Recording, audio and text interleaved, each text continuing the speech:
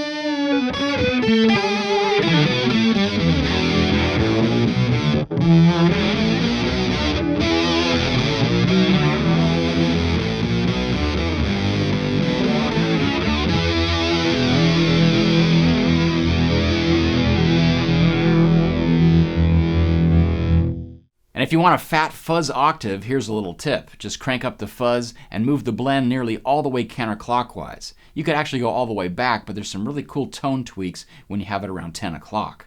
Also play with the voice, which brings in more lower octave.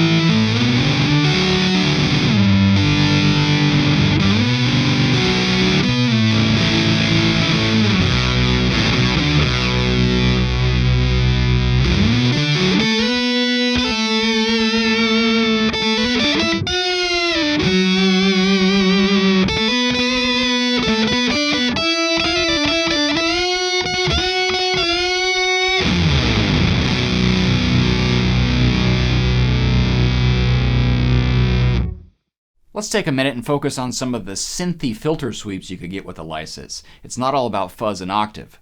Then again, you could still use the fuzz to really get some extra resonance out of the filter. I'll then use the warp switch in this mode to open up the filter tone.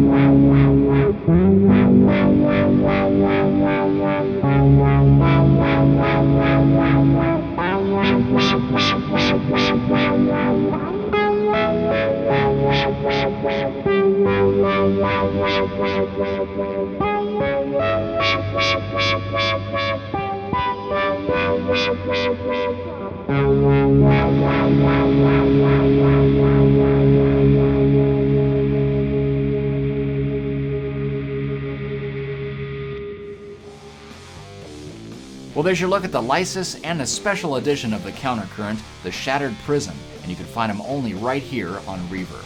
Thanks for watching.